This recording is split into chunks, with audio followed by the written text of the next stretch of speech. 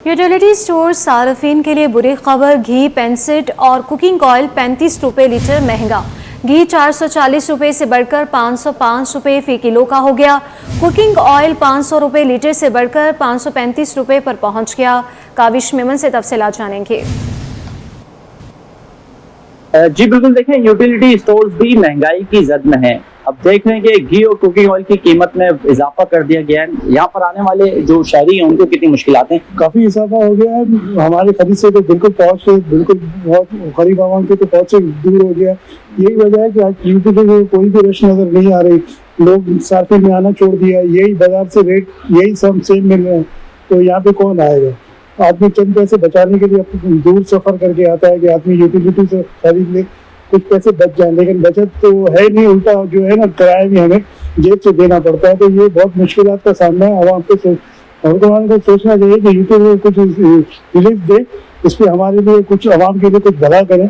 ये तो भलाई के अलावा हमारे तो इजाफी बोझ बढ़ता जा रहा है। बिल्कुल, देखिए घी और कुकिंग ऑयल की कीमत में इजाफा देखा गया है। सार्फिन है वो काफी परेशानी, कहते हैं कि यूटिलिटी स्टोर आते हैं इसलिए कि शायद आवाम को रिलीफ मिलेगा, लेकिन देख रहे हैं कि वाज़ेह तौर पर कीमतों में इजाफा हो रहा है। गवर्नमेंट से डिमांड कर रहे हैं कि यूटिलिटी स्टोर पर सार्फिन को सब्सिडी दी जाए।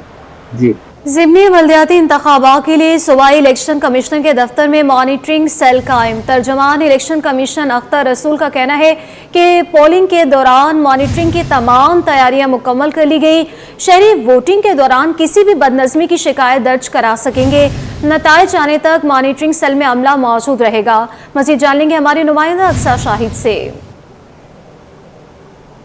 सिंध के 26 अजला में 77 कैटेगरी के इंतखाबात का जो सिलसिला है उसमें एक दिन बाकी रह गया। बात करते हैं शहर कराची की, तो शहर कराची में 6 अजला के 10 नशिस्तों पर बात का सिलसिला जो है वो कल देखा जाएगा। चंद ही घंटे जो है वो इलेक्शन में बाकी हैं। बल्दियाती इंतखाबात का मौका जो है वो खाली नशिस्तों पर एक बार फिर से सजने को तैयार है। मैं इस वक्त इलेक्शन कमीशन के दफ्तर में मॉनिटरिंग डिपार्टमेंट में मौजूद हूँ, जहाँ पर तमाम तैयारियाँ जो है वो मुकम्मल कर ली गई हैं। इलेक्शन के हवाले से किसी भी उम्मीदवार को या किसी भी हक राय दही इस्तेमाल करने वाले शहरी को अगर मुश्किलात का सामना होता है तो यहाँ मॉनिटरिंग डिपार्टमेंट से एक हेल्पलाइन नंबर पर जो है वो 4 PTCL जो है वो अलर्ट किए गए हैं। मेरे साथ इस वक्त डिप्टी डायरेक्टर अख्तर रसूल मौजूद है, इनसे बात करेंगे और जानेंगे। ये बताइएगा, ये अलर्ट कर दिए गए, यहाँ से कब तक ये ऑपरेशनल रहेगा और किस तरीके से जो है वो शहरी आसानी से आपसे रब्ता कर सकते हैं? बिस्मिल्लाहिर्रहमानिर्रहीम, अस्सलाम वालेकुम जी। ऐसा है कि हमने इसके लिए जो है वो ये एक जो है वो PMCR हमारा जो प्रोविंशियल मॉनिटरिंग सेल जो है वो ऑपरेशनल हो गया है और उसमें हमने एक हेल्पलाइन नंबर दिया है जिस पे जो है वो वोटर्स जो है वो अपनी शिकायत दर्ज कर सकते हैं और ये 24/7 जो है ना वो वर्किंग करेगा। मीन्स 8:30 से 5 बजे तक शिफ्ट होगी और 5 से रात 12 बजे तक एक शिफ्ट होगी और ये जो है वो till the culmination of election result जो है ना वो ये वर्किंग में रहेगा। अच्छा, ये बताइएगा, किसी भी किस्म की अगर मुश्किलात होती है आपके नंबर को डायल करने में तो इसके लिए कोई दूसरा नंबर आप लोगों ने रखा है या एक ही नंबर है? नहीं, अभी तो एक ही नंबर हमारा ऑपरेशनल है और जो है ना वो हमारा ईमेल एड्रेस भी है जिसको हम जो है ना वो ऑपरेशनलाइज जो है ना वो हो चुका है और उसके ऊपर ईमेल के ज़रिए से भी। और वैसे नॉर्मली हमारा जो है वो इलेक्शन कमीशन का जो है वो CMS सिस्टम है, कंप्लेंट मैनेजमेंट सिस्टम, उसके ऊपर जो भी कंप्लेंट की जा सकती है। जी बिल्कुल, यकीनी तौर पर जो वो CMS भी कायम कर दिया गया जहाँ पर जो वो कोई भी कंप्लेंट जो बासानी से की जा सकती है। यहाँ पर तमाम जो लोग हैं वो अलर्ट होकर बैठे हुए हैं। मॉनिटरिंग सेल जो है वो यहाँ पर इलेक्शन कमीशन की जानिब से जो है वो कायम कर दिया गया है। किसी भी वोटर का अगर मुश्किलात का सामना हो तो यहाँ पर जो वो कॉल कर सकते हैं। जो हेल्पलाइन का नंबर है वो City 21 के स्क्रीन पर जो वो देखा भी जा सकता है और वोटर्स जो वो अपने पास नोट कर सकते हैं। जी, ज़िमनी बल्दियाती इंतखाबात की बात हो रही है। ज़िमनी बल्दियाती इलेक्शन का दंगल कल सजेगा। तैयारियां मुकम्मल हो चुकी हैं। इंतखाबी मुहिम को ख़त्म कर दिया गया है। कराची के 6 अजला में 10 नशिस्तों पर पोलिंग होगी। मुख्तलिफ सीटों पर इलेक्शन में हिस्सा लेने वाले जीत के लिए पुरअज़्म हैं। वोटर्स ने हिमायत काम से मशरूत कर दी। जमात इस्लामी का इलेक्शन मुहिम में सरकारी मशीनरी के इस्तेमाल का इल्ज़ाम, धांधली का खदशा भी ज़ाहिर कर दिया। शहर कायद में ज़िमनी बल्दियाती इलेक्शन का मैदान सजने को तैयार। इलेक्शन मुहिम का इख्तिताम जिला किमाड़ी की UC 10 के वार्ड 4 में जनरल वार्ड में 5 उम्मीदवार मध्य मुकाबिल। पीपल्स पार्टी के उम्मीदवार इकरार हसन कहते हैं तमाम मसाइल फौरी तौर पर हल किए जाएंगे। मुझे उम्मीदवार नामजद किया गया जनरल कौंसलर की नशिस्त पर। आपको बताता चलूँ, इससे पहले भी बल्दिया टाउन में काफ़ी जमातें MNA MPA बने जीते, लेकिन आज तक वही हम मसाइल से दो चार हैं, सड़कें और पानी को लेकर। लेकिन हमें पहले भी पाकिस्तान पीपल्स पार्टी से जो तवक्कुआत थी, अल्हम्दुलिल्लाह उन तवक्कुआत वो पूरा उतरे। इलाका मकीन कहते हैं पानी की फराहमी को यकीनी बनाया जाए। पानी बिल्कुल नहीं आ रहा है। बिल्कुल एक कतरा पानी नहीं आता है, और जो आता है वो भी गंदा आ रहा है। और दूसरा गैस का मसला तो वो तो पूरा आप भी बोल रहे हो पूरा पाकिस्तान का है, बिजली का भी है, लेकिन हमारे ज़्यादा पानी का मसला है। पानी हमारे को मिलना चाहिए। जमात इस्लामी ने इंतखाबात में धांधली का खदशा जाहिर कर दिया। कहा सरकारी मशीनरी को इस्तेमाल किया जा रहा है, इलेक्शन कमीशन कार्रवाई करे। इस इलाके को इन्होंने जानबूझ के मसाइल का गढ़ बनाया हुआ है। इस पे ये इनके टोन के ज़िम्मेदारान इसमें मुलविस हैं। इनके जो यहाँ के जो MPA MN है वो उस चीज़ों में मुलविस हैं। इसके ऊपर मुख्तलिफ वक्तों में आवाज़ भी उठे इनके ऊपर। ये बल्दिया टाउन वाहिद वो पूरी कराची के अंदर मैं ये समझता हूँ कि वो टाउन है जिसके अंदर इस वक्त आप अगर रोडों के ऊपर निकलें तो ना आपको रोड नज़र आएंगे, गलियों के अंदर जाएं कोई सीवरेज का कोई सिस्टम नहीं है, पानी का कोई सिस्टम नहीं है। तो ये सूरत हाल है इस वक्त। मंगोपीर टाउन की UC 5 वार्ड 4 सुरजानी टाउन से उम्मीदवार इरफान कुरैशी कामयाबी के लिए पुरउम्मीद। कहते हैं कामयाबी का इम्कान 90% है। हमारी पार्टी ने इलाके में इतने काम कराए, ये रोड भी हमारी पार्टी ने ही बनवा के हमें दिया। हमने उनको कंप्लेन करी थी। आगे सिद्दीक अकबर मस्जिद के साथ भी हमारी ही पार्टी ने ये रोड बना के दिया। अभी पीछे आप मेरे साथ चलेंगे तो देखिएगा कि हमने कितने काम कराए। पीपल्स पार्टी रहनुमा गुलाम सरवर कोराई और दीगर जियालों ने कहा कि पीपल्स पार्टी ने तरक्याती काम करा के दिल जीते। आवाम का रुझान तब्दील हो रहा है। ज़िमनी बल्दियाती इंतखाबात पर शहरियों ने कहा कि बिजली, गैस, पानी, सीवरेज हर चीज का मसला है। जो भी मसाइल हल करेगा वोट उसी का होगा।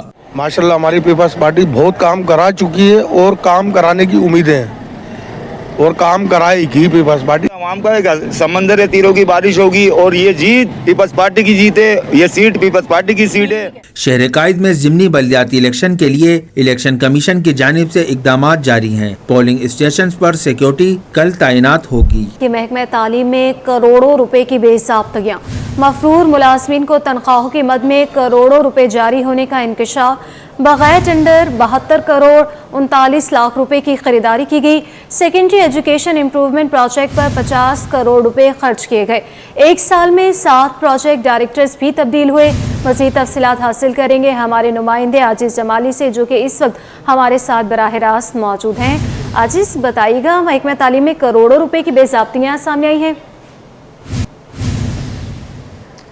जी हाँ, ये ऑडिटर जनरल ऑफ पाकिस्तान की रिपोर्ट है साल 2022 और 23 के बारे में, जिसमें महकमे तालीम में करोड़ों रुपए की बेज़ाब्तगियों का इंकशाफ हुआ है। इस रिपोर्ट में लिखा है कि एक जानिब बग़ैर टेंडर के करोड़ों रुपए की ख़रीदारी की गई है। जो गैर हाज़िर मुलाजमीन हैं उनमें लिखा हुआ है मफरूर एब्सकॉन्डर, मफरूर मुलाजमीन की एक बड़ी तादाद है जिनके अकाउंट में करोड़ों रुपए की तनख्वाह जा रही है। कुछ हालांकि रिपोर्ट में बड़ी चीज़ें हैं, मैं कुछ आपको चीज़ें बता देता हूँ। ये 50 करोड़ रुपए का प्रोजेक्ट था, Sindh secondary education improvement project. इसमें साल 20 और 21 के दौरान, एक साल के दौरान 7 प्रोजेक्ट डायरेक्टर्स रखे गए और इसमें 50 करोड़ रुपए खर्च हुए हैं। और ये प्रोजेक्ट डायरेक्टर वो थे जो थे भी 18वीं ग्रेड के, जबकि ये पोस्ट जो है ये 19वें ग्रेड की पोस्ट है, जिसमें 18वें ग्रेड के प्रोजेक्ट डायरेक्टर्स को रखा गया। जबकि एक प्रोजेक्ट एक टेंडर्स का जो मद बताया गया है, ये 72 करोड़ 39 लाख रुपए के ख़रीदारी हुई है। ये 18, 19, 20, 21 और 22 और 23 में ये ख़रीदारी हुई है। ये सिंध गवर्नमेंट के मातहत इदारे हैं जिन्होंने ये ख़रीदारी की है। उनमें सिंध बेसिक एजुकेशन प्रोग्राम है, सिंधी अदबी बोर्ड है, डायरेक्टर करिकुलम एंड रिसर्च है, MD सिंध एजुकेशन फाउंडेशन है और DO शहीद बेनज़ीर आबाद हैं, जिन्होंने ये 72 करोड़ से ज़ायद रकम की ख़रीदारी की है। अशिया ख़रीदी गई हैं लेकिन उसका कोई टेंडर नहीं है। सिपरा रूल की खिलाफ वर्जी की गई है। 20 मुलाजमीन से बताया गया है कि ज़िला मलीर में टीचिंग और नॉन टीचिंग स्टाफ के गैर हाज़िर हैं। इन मुलाजमीन की तनख्वाह अभी तक जारी है, जो करोड़ों रुपए जारी हो चुकी है। सिंध के महकमे तालीम के मुख्तलिफ प्रोजेक्ट्स में, मुख्तलिफ इदारों में और मुख्तलिफ मातहत इदारों में ऑडिटर जनरल ऑफ पाकिस्तान ने अपनी रिपोर्ट में बदउनवानियों और बेज़ाब्तगियों का इंकशाफ किया है और सिंध असम्बली ने ये रिपोर्ट जो है पब्लिक अकाउंट्स कमेटी को अरसाल कर दी है। जी। ठीक है आजीज, ये बताइएगा कितने बड़े पैमाने पर ये बेज़ाब्तगियाँ की जा रही हैं? करोड़ों रुपए की बेज़ाब्तगियाँ हुई हैं और एक अहम ओहदा है महकमे तालीम का, तो ये बताइएगा कि इसका कोई चेक एंड बैलेंस नहीं किया जाता? जी देखिए, मैंने तो अभी कुछ आपको हिस्से बताए हैं। एक बड़ी तवील रिपोर्ट है ऑडिटर जनरल ऑफ पाकिस्तान की महकमे तालीम के बारे में, जिसमें लिखा हुआ है कि इनको महकमे तालीम को मार्च 2022 में इन तमाम बदनवानियों के बारे में इन तमाम डिपार्टमेंट्स को और मातहत इदारों को ऑडिटर जनरल ऑफ पाकिस्तान की जानिब से लिखा गया था कि इसकी तमाम तर तफसीलात और रिकॉर्ड फराहम करें, लेकिन ऑडिटर जनरल ऑफ पाकिस्तान को रिकॉर्ड और रिपोर्ट फराहम नहीं की गई है। तमाम तर तफसीलात फराहम करने से भी इनकार किया गया है। ये एक अजीब सूरत हाल है। महकमा तालीम जो सूबा सिंध का इंतहाई अहम महकमा है, उसमें अगर करप्शन की ये हालत है, बल्कि उसमें और इदारों के इस रिपोर्ट में लिखा गया है। इस रिपोर्ट के मुताबिक कि महकमा तालीम में हज़ारों की तादाद में मफरूर मुलाजमीन हैं, उनको तनख्वाहें जारी होती हैं। साल 2018 से लेकर लिखा गया 18 से लेकर 23 तक मुख्तलिफ महकमों में बदनवानियों के रिकॉर्ड मौसूल हुए हैं, लेकिन ये महकमे खुद, ये इदारे खुद जो बग़ैर टेंडर के ख़रीदारी करते हैं, सिपरा रूल की खिलाफ वर्जी करते हैं, जबकि महकमे तालीम का जो कानून कह रहा है कि सिपरा रूल के तहत टेंडर अगर 5 लाख से ज़ायद कोई चीज़ खरीदी जा रही है तो उसका टेंडर किया जाएगा, लेकिन यहाँ पे आप देख रहे हैं कि करोड़ों रुपए के जो ख़रीदारी है वो बगैर टेंडर के हो रही है। जी, बहुत शुक्रिया आपका आजीज़ जमाली तफसीलन हमें अपडेट करने के लिए।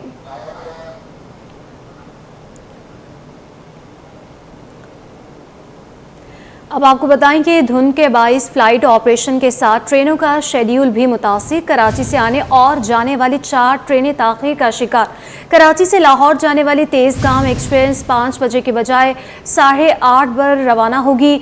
लाहौर से कराची आने वाली कराची एक्सप्रेस 1:30 बजे के बजाय शाम 6 बजे पहुँचेगी। तफसीलात हासिल करेंगे अक्सा शाहिद हमारे साथ मौजूद हैं, बताइएगा अक्सा। बिल्कुल, धुंध के बाद जो फ्लाइट ऑपरेशन के साथ साथ ट्रेनों का शेड्यूल भी मुतासर होने लगा है। शेड्यूल मुतासर होने के साथ साथ बड़े पैमाने पर ताजिरों को भी नुकसान का सामना होने लगा है। मुसाफिरों की शिकायत में मकसद इससे कि उनको सामान रखने की जगह नहीं मिल रही, बैठने की जगह नहीं मिल रही, जिसकी बात को मुश्किलात का सामना था। अब जो है वो ताजिरों को भी जो परेशानी का सामना जो है वो देखने में आ रहा है। मुल्क भर में आने और जाने वाली ट्रेनों को जो है वो बर वक्त जो है वो नहीं पहुंचा जाए उनके स्टॉप पर। कराची से, जैसे कि कराची से लाहौर जाने वाली तेज़गाम एक्सप्रेस शाम 5 बजे जो है वो रात 8:30 बजे जो है कराची कैंट स्टेशन से रवाना होगी। इसी तरह कराची से पेशावर रवाना होने वाली रहमान बाबा एक्सप्रेस कराची से बर वक्त भी रवाना नहीं हो सकेगी और कराची आने वाली ट्रेनें भी ताख़ीर का शिकार है। जैसे कि लाहौर से कराची एक्सप्रेस सुबह 2:30 के बजाय शाम 6 बजे जो है कराची पहुंचेगी। इसी तरह लाला मूसा से कराची आने वाली मिल्लत एक्सप्रेस 12:40 के बजाय रात का जो है वो 8 बजे जो कराची कैंट स्टेशन पहुंचेगी। ट्रेनों की ताख़ीर का सिलसिला जो है हम देख रहे हैं कि रोज बरोज बढ़ता जा रहा है। इसकी वजह पंजाब में बढ़ती हुई धुनें जो ट्रेनों की आमदोरफ्त को मुतासर कर रही है। जी, बहुत शुक्रिया अक्सा शाहिद आपका।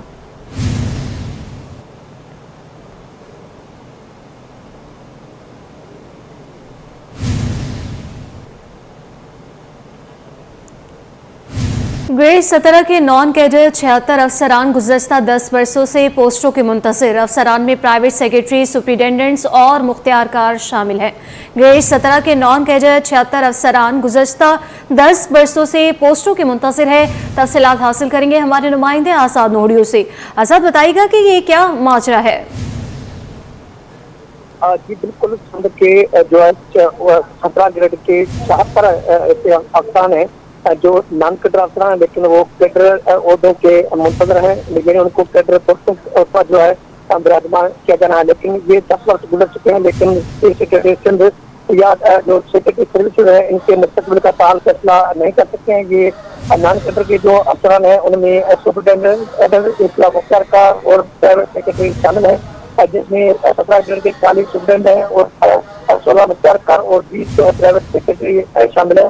जो मुख्तियारकार है उनको जो अगली घड़ी में तक देनी है, PSC शामिल है। सेक्रेटरी जो कोऑर्डिनेशन में 1 साल से हाई कोर्ट के बाद मौजूद है, लेकिन इनके मुस्तकबिल क्या शिक्षण का फैसला नहीं किया गया है। इनको अगले 3 जो ग्रुप है उनमें तकसीम करना है, जिसमें एक ग्रुप है उनमें PSF है, एक CSF है और जो है उनके अलावा जो है ये ग्रुप शामिल है। इन ग्रुप में इनको तकसीम करके करने के बाद इनको जो ओहदा दिया जाएगा सेक्शन अफसर और असिस्टेंट कमिश्नर का ओहदा दिया जाएगा। लेकिन ताहाल ये इन 3 ओहदों पर विराजमान, लेकिन अगले कैडर में इनको प्रमोट करके जो है कैडर अफसर के तौर पर इनको विराजमान करने के हवाले से ताहाल महकमा सर्विसेज एडमिनिस्ट्रेशन कोऑर्डिनेशन इनके मुस्तकबिल का फैसला नहीं कर सकता, जिसके बाद ये अफसरान ताहाल ना सिर्फ ओहदों के मुतल्लिक़ हैं, इसके साथ साथ जो सेक्रेटरी हाउस है उनसे भी ये मेयरों में इसके अलावा जो ये अफसरान इस वक्त जो गुज़श्ता 10 वर्ष से इनको अगले ग्रेड में यानी कैडर पोस्ट पर प्रमोट न करने के बाद ये परेशानी के आलम में भी मुबतला। इनका कहना है कि चीफ सेक्रेटरी से कई बार इन्होंने मुलाकात करने की कोशिश की, लेकिन इनसे जब मुलाकात की जा रही है और ना इनका जो मामला है खासतौर पर कैडर पोस्टों पर तैनात करने का वो भी हल नहीं किया जाए, जिसके बाद इस वक्त भी परेशानी के आलम में मुबतला है। जी बहुत शुक्रिया आज़ाद नूरियो। शहर में हैवी ट्रैफिक पर पाबंदी पर अमल दरामद ना करने का केस अदालत ने दरख्वास्त गुजार के वकील की तबीयत नासाज होने पर समाअत को मुलतवी कर दिया। मज़ीद तफसीलात जान लेंगे हमारे नुमाइंदे मुमताज़ समाली से। जी, आज सिंध हाई कोर्ट कराची में जस्टिस जफर अहमद राजपूत की सरबराही में शहर में हैवी ट्रैफिक पर दाखिले से मुतल्लिक़ पाबंदी पर अमल दरामद न करने के खिलाफ दायर दरख्वास्तों पर समाअत हुई है। यह दरख्वास्त फैसल बंगाली ने दायर की थी, बाद में दीगर ट्रांसपोर्टर भी जो हैं इस दरख्वास्त में फ़रीक बन गए थे। इसमें आज जो दरख्वास्त गुजार के वकील हैं उनकी तबीयत नासाज थी, जिसकी वजह से वो अदालत में पेश ना हो सके। उनकी एसोसिएट ने अदालत में मौक़िफ़ अख्तियार किया कि वकील की जो है तबीयत नासाज है, इसलिए अदालत ने इस दरख्वास्त की जो मज़ीद समाअत है वो 19 दिसंबर तक मुलतवी कर दी है। इसमें गुज़िश्ता समाअत पर अदालत ने डिप्टी कमिश्नर साउथ को भी शोकाज नोटिस जारी किया था, जबकि गुज़िश्ता समाअत पर DHA की जानिब से रिपोर्ट भी जो है वो अदालत में जमा कराई गई थी, जिसमें DHA के अंदर जो ग्रीन बेल्ट्स हैं और साथ ही साथ पार्क्स हैं उस मुतल्लिक़ तफ़सीलात भी अदालत को आगाह कर दी गई हैं। इसमें जो दरख्वास्त गुजार का ये मौक़िफ़ है कि जो एक टाइम मुकर्रर किया गया है कि रात के 11 बजे से लेकर सुबह 6 बजे तक हैवी ट्रैफिक को शहर में दाखिल होने की इजाज़त है। उसके अलावा सुबह के औकात, दोपहर के औकात को हैवी ट्रैफिक पाबंदी है, लेकिन बावजूद पाबंदी के हैवी ट्रैफिक की आमदोरफ्त जारी है। इसकी वजह से सैकड़ों हादसा जो है वो रोनुमा होते हैं। जी, ट्रीटमेंट प्लांट लगाने का प्रोजेक्ट एडवांस स्टेज पर है। वेस्ट वाटर ट्रीट करके सनतों को मुहैया करेंगे। वज़ीर आला सिंध से वफाकी वज़ीर कैसर शेख की मुलाकात। मुराद अली शाह बोले, हमें समंदरी आलूदगी को ख़त्म करने के लिए मिलकर इक़दाम करने होंगे। कैसर अहमद शेख बोले, समंदरी आलूदगी के खात्मे के लिए विफाक काम कर रहा है। सिंध और विफाक का केटी बंदर पोर्ट बनाने पर भी इत्तफाक हुआ है। तफसीलात हासिल कर लेते हैं आजिज़ जमाली से। आजिज़, बताइएगा इस अहम मुलाकात का अहवाल। जी हाँ, वज़ीर आला सिंध से वज़ीर आला हाउस में वफाकी वज़ीर समंदरी उमूर कैसर शेख ने मुलाकात की है। इस मुलाकात में माहीगीरों के मसाइल के हवाले से बात हुई है। बड़े ट्रालर्स की वजह से मछली की इसको जो नुकसान पहुंच रहा है उस पर बातचीत हुई है। ट्रीटमेंट प्लांट लगाने के प्रोजेक्ट बात की है, जिस पर वज़ीर आला सिंध का कहना था कि वेस्ट वाटर ट्रीट करके सनतों को मुहैया करेंगे। कंबाइंड एफ्लुएंट ट्रीटमेंट के लिए वफाकी हुकूमत आगे आए, ये कहना था वज़ीर आला सिंध का। इसमें जो वफाकी कैसर शेख उन्होंने कहा है कि आलमी मुआहदों के तहत सेवरेज की ट्रीटमेंट ज़रूरी है। हम जो है समंदर की आलूदगी को ख़त्म करना चाहते हैं। इसमें दूसरा अहम जो उमूर था जिस पर बात हुई है, सिंध और वफाक का केटी बंदर पावर पे पोर्ट बनाने यानी केटी बंदरगाह बनाने पे, ये पुराना बंदरगाह तो वैसे था लेकिन अब खत्म हो चुका है। कहा जा रहा है केटी पोर्ट पर बंदरगाह वज़ीर आला ने कहा कि वक्त की ज़रूरत है और वफाकी और सूबाई हुकूमतें मिलकर केटी बंदर पे बंदरगाह बना सकती हैं। जी, बहुत शुक्रिया आजिज़ जमाली आपका। महंगा पेट्रोल मज़ीद महंगा होने का इम्कान। महंगाई के सताए अवाम पर पेट्रोल बम गिराने की तैयारी। पेट्रोल और डीजल महंगा करने की तजवीज़ पेश कर दी गई। फी लीटर पेट्रोल 2 रुपये 58 पैसे, हाई स्पीड डीजल 5 रुपये 91 पैसे महंगा करने की तजवीज़ दी गई। तफसीलात हासिल करेंगे। अशरफ खान हमारे साथ ही मौजूद है, बताइएगा अशरफ। मैं नवंबर में दूसरी बार आवाम के लिए महंगाई का एक और बोझ डालने की तजवीज़ दी गई है। इंडस्ट्री ज़राए का कहना है कि मैं नवंबर में दूसरी बार पेट्रोल और हाई स्पीड डीजल महंगा करने की तजवीज़ दी गई है, जिसमें 1 लीटर पेट्रोल की कीमत में 2 रुपये 58 पैसे इजाफा करने की तजवीज़ है, जिसमें 1 लीटर पेट्रोल मंजूरी अगर होती है तो 248 रुपये 38 पैसे से बढ़कर 250 रुपये 96 पैसे पर पहुँच जाएगा। 1 लीटर हाई स्पीड डीजल की कीमत में 5 रुपये 91 पैसे तक इजाफे की तजवीज़ की गई है, और अगर ये मंजूरी होती है तो 1 लीटर हाई स्पीड डीजल जो है 250 ₹255.14 से बढ़कर ₹261.5 में पहुंच जाएगा। जरा का कहना है कि आलमी मार्केट में पेट्रोलियम मसनूआत पर हाई प्रीमियम की वजह से कीमत में इजाफे की तजवीज़ दी गई है और कहा कि पेट्रोलियम मसनूआत की कीमतों पर फैसले के बाद 16 नवंबर से अगले 15 रोज तक इस पर इत्तलाक किया जाएगा। जी, हमारे साथ ही रहिएगा। अनासिर एक्सपोर्टर से बड़ी उम्मीद लगा ली। साबिक सदर काची और एक्सपोर्टर दानिश खान कहते हैं कि जनवरी में बिजली की कीमत में 5 से 6 रुपये फी यूनिट कमी की उम्मीद है। जो बिजनेस कम्युनिटी से वादे किए वो अब पूरे हो रहे हैं। मुआशी आदाद-ओ-शुमार बेहतर होना शुरू हो गए हैं। तफसीलात हासिल कर लेते हैं अशरफ खान से। देखा जाए हुकूमत की जानिब से 5 IPPs के साथ मुआहदे खत्म कर दिए, मजीद 18 के ऊपर बातचीत जारी है। क्या होने जा रहा है, बिजली कब सस्ती होगी, जानते हैं। काटी के साबिक सदर भी रहे दानिश खान हमारे साथ मौजूद हैं। क्या देख रहे हैं, अच्छी खबरें क्या आने लगी हैं? बिस्मिल्लाहिर्रहमानिर्रहीम। Thank you very much Ashraf. अच्छी खबरें तो माशाल्लाह बहुत अच्छी आ रही हैं। देखें डॉलर स्टेबल है आपका आप वो देखें स्टॉक एक्सचेंज 94,000 को टच किया है।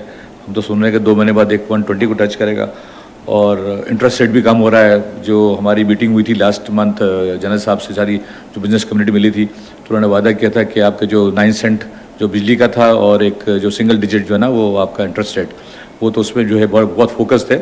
और अल्हम्दुलिल्लाह के अभी जो 5 IPPs जो बंद हुई हैं, जिसमें मतलब अब देखें वो 5 से ना 70-71 पैसे का जो ना, अगर आप आवाम को या अपने बिजनेस कम्युनिटी को या अपने पूरी कौम को जो आपने वो इतना नज़र नहीं आएगा अनलेस एंड अनटिल ये 4 या 5 रुपये हों। तो बाकी 18-19 के साथ और बात चल रही है। तो मैं समझता हूँ कि जनवरी तक शायद गवर्नमेंट जो है इस पोजीशन में हो जाएगी कि जो है वो 5 या 6 रुपये का या 7 रुपये का जो भी जो IPPs का जो नहीं 1 ट्रिलियन का जो है वो, हम तो 1 ट्रिलियन का हिसाब लगाते हैं, तो वो उसका जो है उसका फ़ायदा बेनिफिट जो है वो मेरे ख्याल से आई होप कि जनवरी में जो है ना बिज़नेस कम्युनिटी को प्लस जो है आपके अवाम को मिलेगा ये। और आपको पता है इश्यूज और भी है। IMF की आपकी कंडीशंस हैं, IMF भी आजकल रिव्यू कर रहा है, वो देख रहा है। आपके फिर एक शॉर्टफॉल भी सुना है कि आपका 200 बिलियन का रेवेन्यू का शॉर्टफॉल है, वो भी गवर्नमेंट सोच रही है। ठीक है, मैं समझता हूँ कि पॉजिटिव न्यूज़ हैं अल्हम्दुलिल्लाह।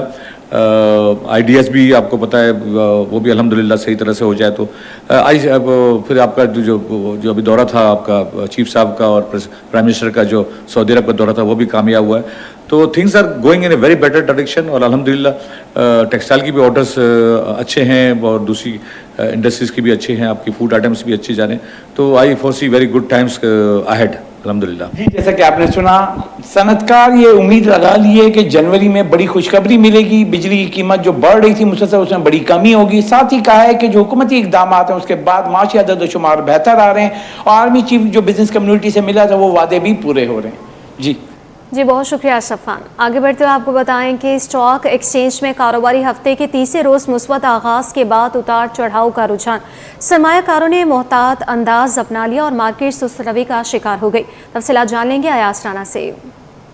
तो आज कारोबारी हफ्ते का तीसरा रोज़ है और हम जहां देख रहे हैं कि इस हफ्ते मार्केट ने जहां 94,000 की बुलंद तरीन सतह कायम की, उसके बाद से मार्केट में कुछ मोहतात अंदाज भी हमें नज़र आ रहा है कि मार्केट में कोई इतनी ज़्यादा ना गिरावट नज़र आ रही है ना इतनी ज़्यादा तेज़ी नज़र आ रही है। क्या वजूहत है ज़रा जान लेते हैं शहरियार बट से। शहरियार हमारे साथ मौजूद है। शहरियार, लग रहा था कि जिस तरह से फ्लाई किया पहले रोज़ हफ्ते के, तो मार्केट कोई अच्छा सेंट वो जो है अपना बनाती हुई सीज करती हुई जो है वो जाएगी, लेकिन मार्केट में एकदम कुछ लग रहा है कि एक रेंज बाउंड में आ गई है। क्या वजूहत? देखिए, इस वक्त IMF की टीम पाकिस्तान में मौजूद है। अनशेड्यूल उनका विजिट है। ये बात समझने की जरूरत है कि पाकिस्तान को रेवेन्यू कलेक्शन के हवाले से बेपनाह मुश्किलात का सामना है। $190 बिलियन से रुपीस के करीब हमें शॉर्टफॉल सामने आ रहा है। कहा जा रहा है कि मिनी बजट की भी बातें हो रही है। र्यूमर्स गर्दिश करेंगे गवर्नमेंट कहीं पेट्रोलियम लेवी में भी 5 से 10 रुपए के करीब इंक्रीज ना कर दे। तो ये सारी चीजें जो इकोनॉमिक हम देख रहे हैं कि फ्रंट पे जो कामयाबी हमने हासिल की थी, IMF की जानिब से अगर कोई सख्त स्टेटमेंट आता है तो चीजें दोबारा से रिवर्स ना हो जाए। खदशात को जन्म ले रहे हैं सरमायाकारों के। साथ ही साथ हमने देखा कि इंडेक्स ने 94,020 का हाई किया इस वीक में, हिस्टोरिकल हाई किया है। उसके बाद प्रॉफिटिंग आना मार्केट में एक नेचुरल अमल है। यही हम देख रहे हैं मार्केट में काफी मोहतात रवैया इख्तियार कर रखे हैं सारे सरमायाकारों ने और वो वेट कर रहे हैं कि IMF की जानिब से कोई पॉजिटिव स्टेटमेंट आती है तो उसके बाद नई पोजीशन बाजार में ले। शहरियार भट्ट ने एक बात वाज़ेह तौर पे की है कि मार्केट में आने वाले दिनों के अंदर बड़े स्विंग्स मुतवक्के हैं, खास करके चाहे वो पॉजिटिव हों या नेगेटिव हों। लेकिन मार्केट में इस वक्त एक मोहतात अंदाज अपनाया हुआ है सरमायाकारों ने, क्योंकि IMF की टीम इस वक्त पाकिस्तान में मौजूद है। जो पाकिस्तान को टैक्स कलेक्शन का शॉर्टफॉल है, अगर उसकी जानिब से कोई भी इकदाम लिए जाते हैं वो उसका वेट किया जा रहा है कि कोई अच्छी खबर आ जाए तो एक बड़ा स्विंग नज़र आएगा यकीनन पॉजिटिव साइड की तरफ, और अगर कोई नेगेटिव खबर आती है तो यकीनन मार्केट के अंदर इसके लिए डैमेजिंग हो सकती है। जी।